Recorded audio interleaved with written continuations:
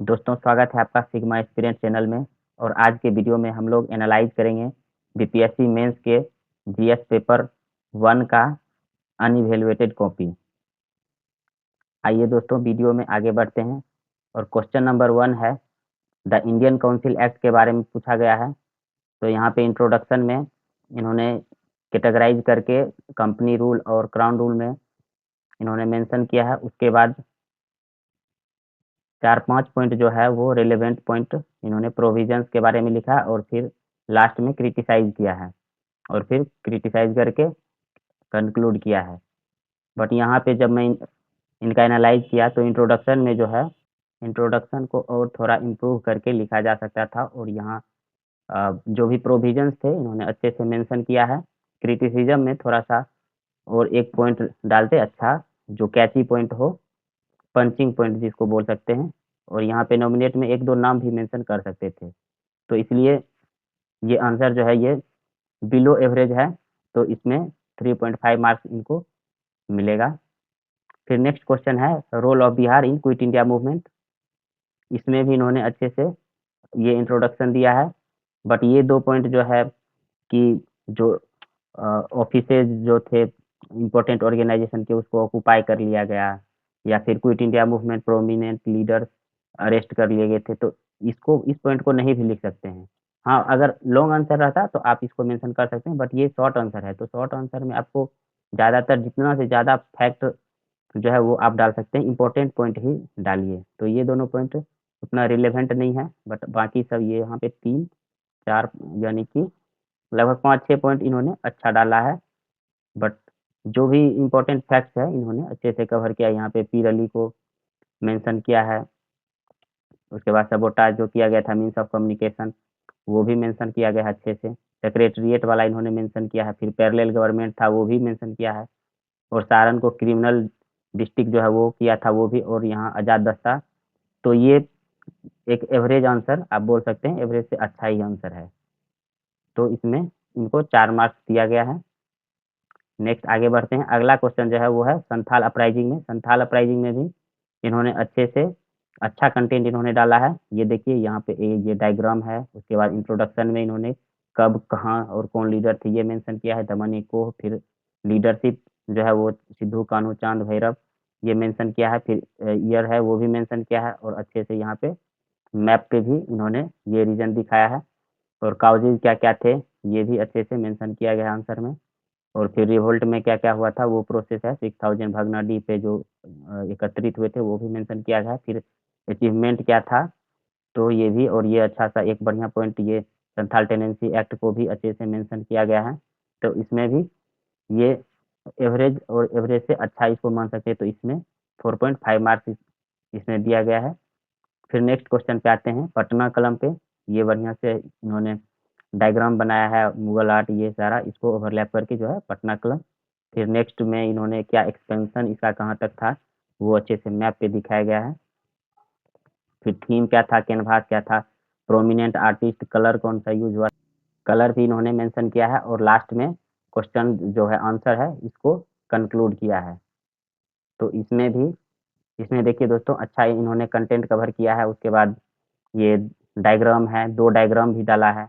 और बाकी जो भी फैक्ट्स जो थे, थीम, कैनवास, कलर, ये सब भी मेंशन किया है। तो इसमें इनको मिल रहा है 4 मार्क्स। नेक्स्ट क्वेश्चन पे आते हैं, art and architecture of Mauryan age. Mauryan age पे दोस्तों जैसे 3-4 टॉपिक है ना हिस्ट्री में, वो लगभग समझिए कि वो आउट ही आउट क्वेश्चन ही रहता है। मौर्यन आर्ट हो गया, पाला आर्ट हो गया, उसके बाद पटना कलम है, ये सारा क्वेश्चन आउट रहता है। बस वो आप पे डिपेंड करता है कि आप कितने अच्छे से तैयार करके गए हैं।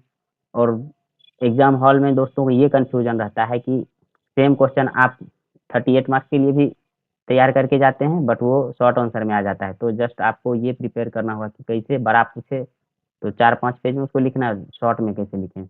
बट शॉर्ट आंसर है तो आपको 2 ही पेज में कंटेंट तो सारा डालना है। तो थोड़ा सा आपको अच्छे से प्रिपेयर होके जाना पड़ेगा। मौर्यन आर्ट में इन्होंने ये इंट्रोडक्शन देने के बाद की कंटिन्यूटी इंडस वैली सिविलाइजेशन के बाद जो है, ये ड्यूरेबिलिटी के कारण जो है, क्योंकि इंडस वैली और मौर्यन आर्ट के बीच में आप देखेंगे कोई भी वैसा एविडेंस नहीं मिलता है। बट ऐसा नहीं था कि उस बीच में कोई भी आर्ट जो है वो नहीं पाया जाता था, बस ड्यूरेबल मटेरियल से नहीं बना होता था। तो ये यहाँ पे मेंशन किया गया है। उसके बाद मॉडर्न आर्ट को कोर्ट और फोक आर्ट में इन्होंने सब कैटेगराइज किया है। और फिर पैलेस, यहाँ पे थोड़ा सा जब पैलेस मेंशन किए हैं तो कुम्हरार या फिर कुम्हरार, और ये पटना में जो पाटलिपुत्रा में है ये मेंशन इनको करना चाहिए था। और इट एप्रिसिएटेड, ये सारा इन्होंने मेंशन किया है। फिर पिलर का ये यहाँ पे अच्छे से डायग्राम बनाया गया है। फिर ये स्तूपा हो गया, चैत्या केव को मेंशन किया गया है। फिर फोक आर्ट में यक्ष यक्षी और ये लोकेशन भी यहाँ पे किया गया है। तो इसमें 3.5 से 4 मार्क्स, इसमें 4 मार्क्स भी आप एक्सपेक्ट कर सकते हैं इस क्वेश्चन में। आइए नेक्स्ट आते हैं। जो हमारा नेक्स्ट क्वेश्चन है ये लॉन्ग आंसर है, ये 38 मार्क्स का है। तो क्वेश्चन है Champaran, describe the Champaran Indigo movement and explain its impact on Indian freedom struggle. तो आइए देखते हैं क्या क्या। सबसे पहले तो देख लेते हैं कि कितने पेज में इन्होंने आंसर को कंक्लूड किया है। पहला पेज, दूसरा, तीसरा, ये चौथा और ये 5वां। तो 5 पेज में ये लेके गए हैं।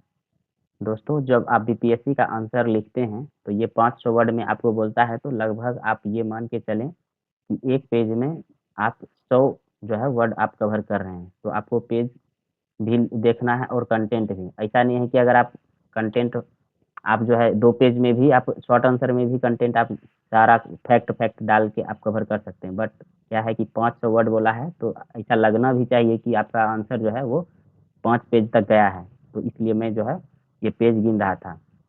देखिए दोस्तों, यूपीएससी में क्या होता है, वहाँ पे वो एक्सप्लिसिटली मेंशन करते हैं कि पेज भरने से मतलब नहीं है, आपका कंटेंट होना चाहिए। ठीक, यूपीएससी ये मेंशन करता है। बट बीपीएससी में जो है आपको वो मेंशन नहीं किया गया है। तो कई बार क्या होता है कि पेज भरने पर भी नंबर आ जाता है। पिछले बार का ही देखा गया था कि क्वेश्चन कुछ और पूछा है और वो साइंस टेक वाले क्वेश्चन में कुछ और आंसर लिख दिए, बट उसमें उनको लगभग 3-4 मार्क्स मिला हुआ था। तो आप लोग ध्यान रखेंगे, बीपीएससी में खास करके कंटेंट तो डालना ही है, साथ में आपको पेज भरने का भी मतलब उसको ध्यान में रख के चलना है कि पेज भी भरना चाहिए।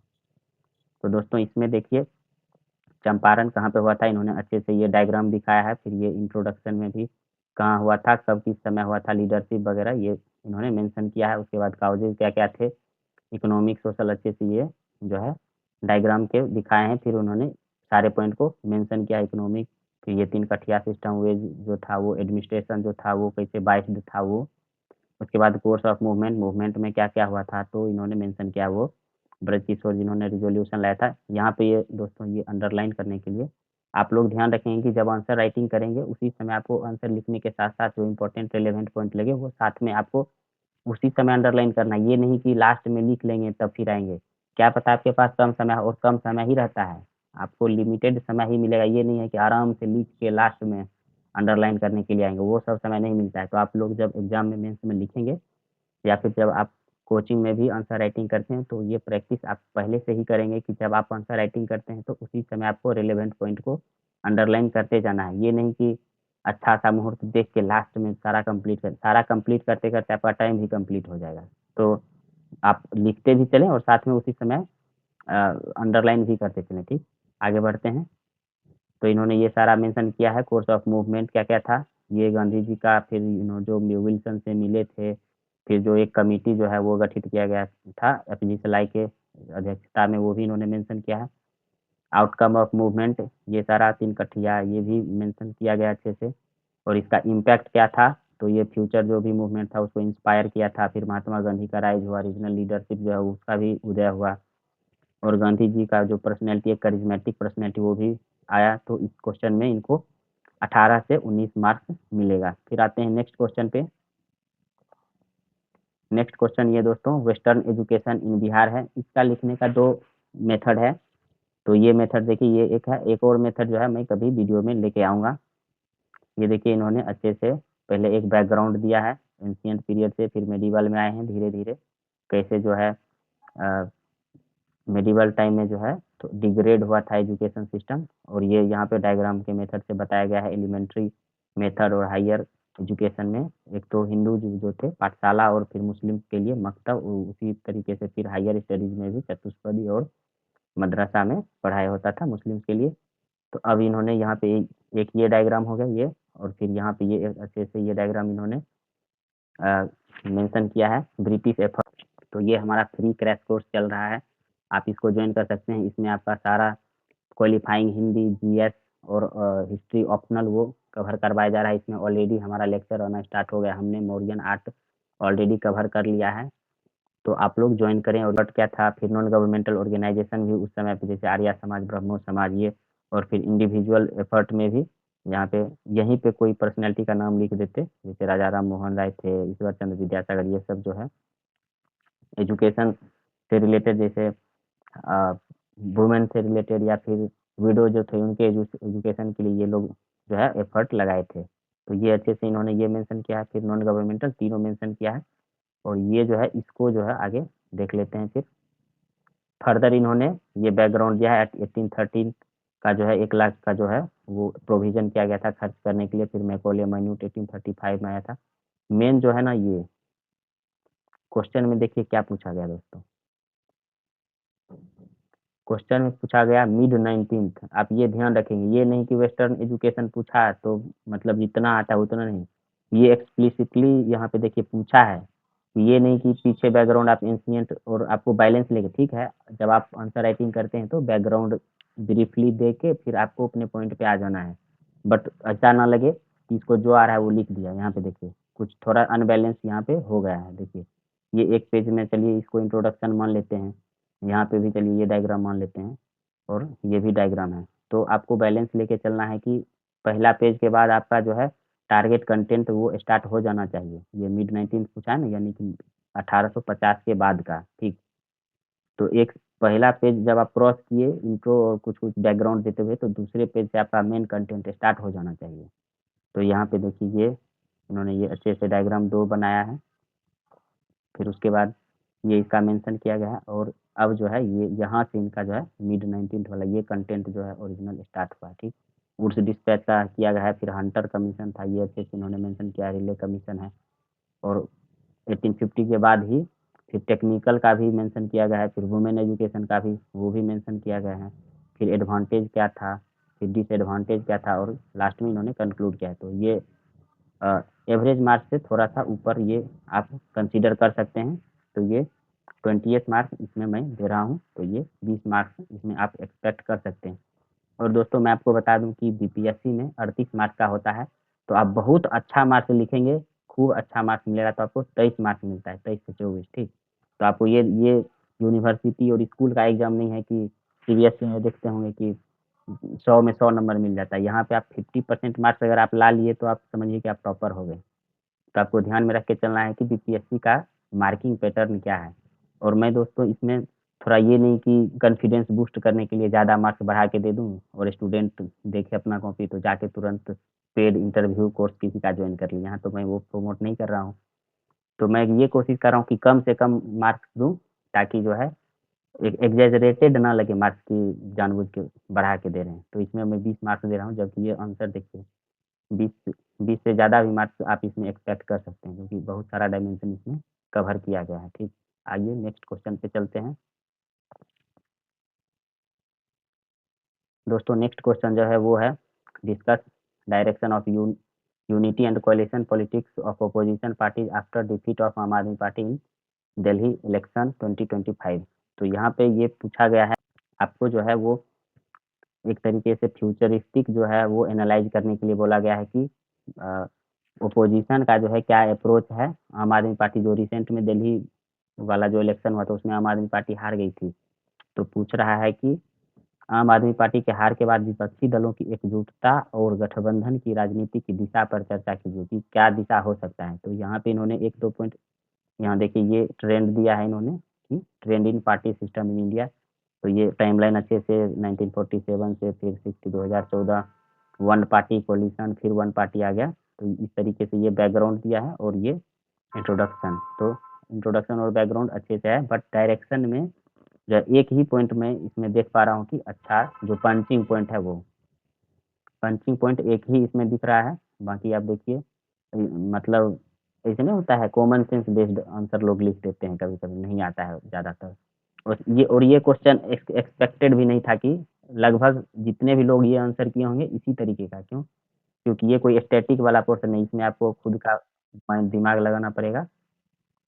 इस क्वेश्चन में आपको खुद के दिमाग से सोच के ये आंसर आपको बनाना पड़ेगा।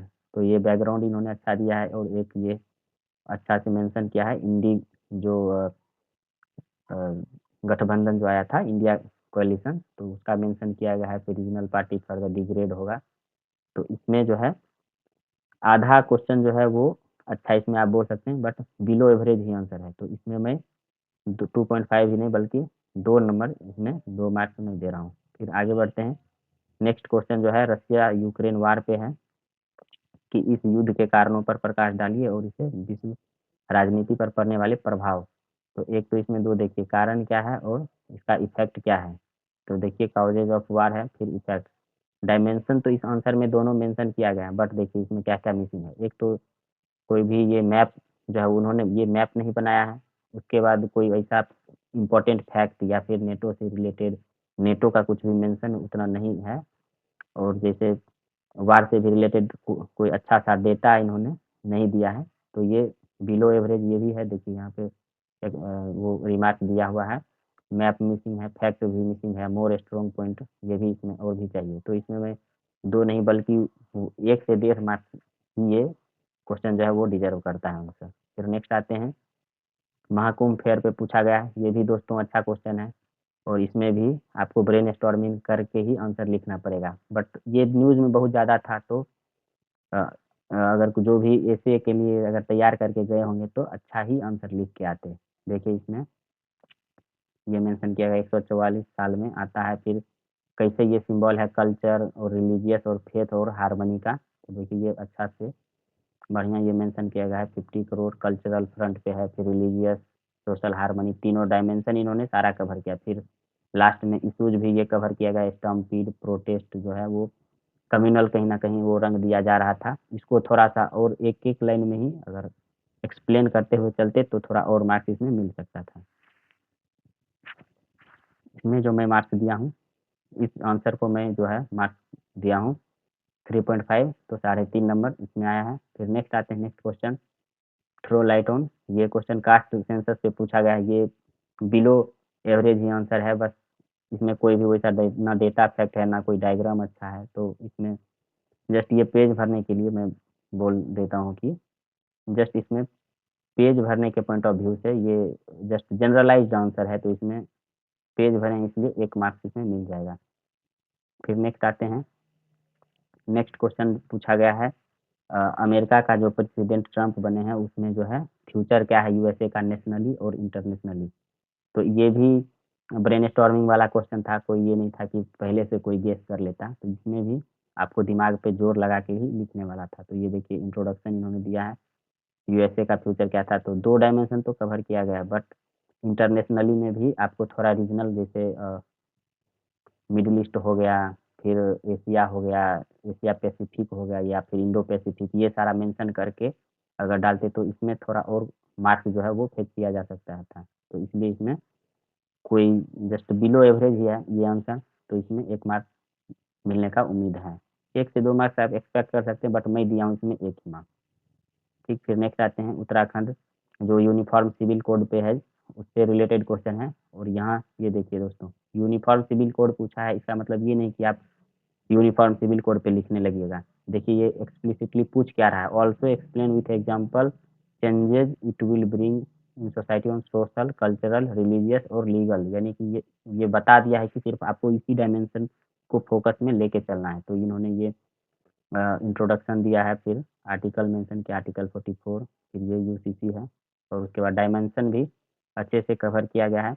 बट एक चीज़ इसमें ये मिसिंग है, कोई भी ये आर्टिकल तो ये एक मेंशन किया गया है अच्छे से, बट कुछ डेटा डालना चाहिए था। और गवर्नमेंट का भी जैसे इम्पोर्टेंट जुडिशियरी का भी जो भी जजमेंट आया है वो आपको डालना था। तो मोर कंटेंट नीडे, और थोड़ा पेज भी भरिए और इम्पोर्टेंट जजमेंट वगैरह आपको मेंशन करना चाहिए था। देखिए पेज कितना पेज में ये कंक्लूड हो गया आंसर, 1, 2 और ये 3।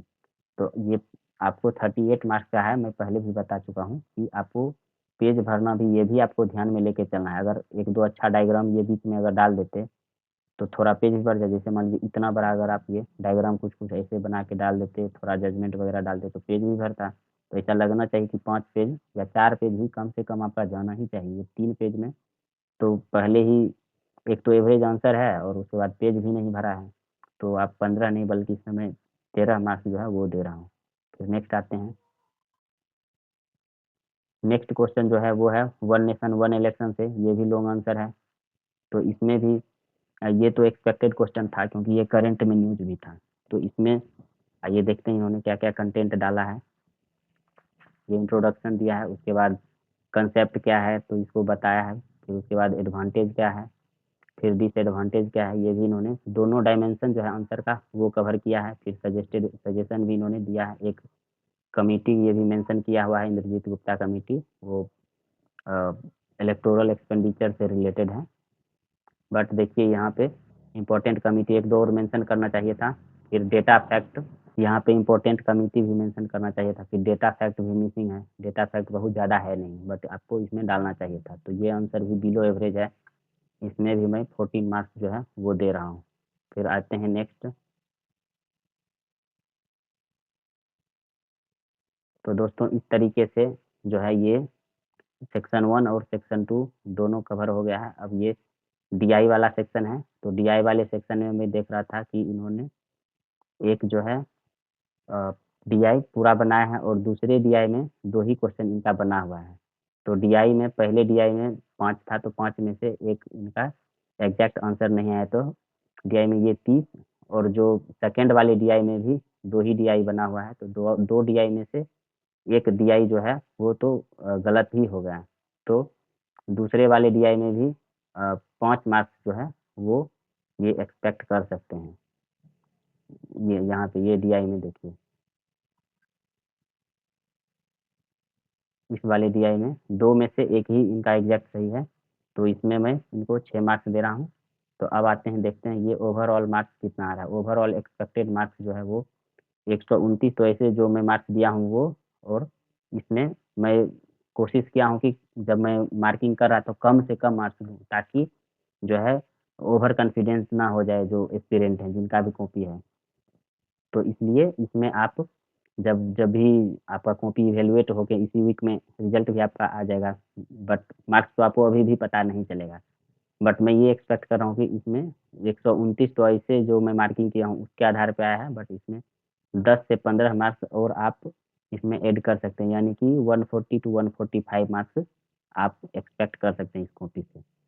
तो दोस्तों मैं आपको बता दूं कि जो भी हमारे फ्रेंड्स मेंस की प्रिपरेशन कर रहे हैं, तो ये हमारा फ्री क्रैश कोर्स चल रहा है, आप इसको ज्वाइन कर सकते हैं। इसमें आपका सारा क्वालिफाइंग हिंदी, जीएस और हिस्ट्री ऑप्शनल वो कवर करवाया जा रहा है। इसमें ऑलरेडी हमारा लेक्चर आना स्टार्ट हो गया, हमने मौर्यन आर्ट ऑलरेडी कवर कर लिया है।